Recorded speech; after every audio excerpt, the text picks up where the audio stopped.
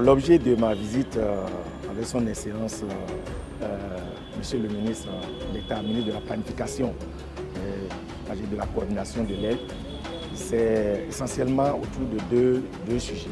Le premier sujet, sur un aspect global, les deux parties, l'UNEPIA et le gouvernement congolais, nous venons juste de terminer la revue annuelle de notre programme de coopération avec la République démocratique du Congo, programme de coopération qui se déroule de 2025 à 2029.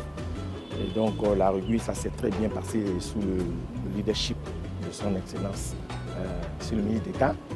Et puis nous avons discuté un peu des prochaines étapes pour notamment accélérer vraiment les progrès pour les résultats transformateurs de l'UNEPIA, les questions de décès maternel, les questions d'accès à la planification familiale, et la lutte contre les violences basées sur les genres et les mutilations génitales féminines, et la question de disponibilité des données de population, et surtout le recensement général de la population et de l'habitat, qui a fait l'objet également des deuxièmes points de nos échanges.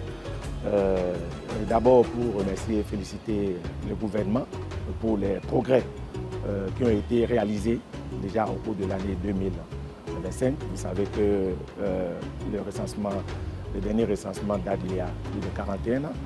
Et donc le pays, sous le leadership du président et de la première ministre, donc, a pris la décision, n'est-ce pas, de faire les recensements.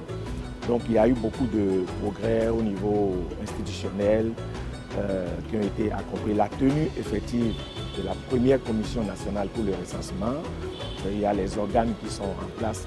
Et donc l'UNEPIA, sous le leadership du coordonnateur résident du système des Nations Unies, et avec l'appui technique et financier des partenaires, notamment la Banque mondiale et la BAD, et donc nous soutenons ce processus.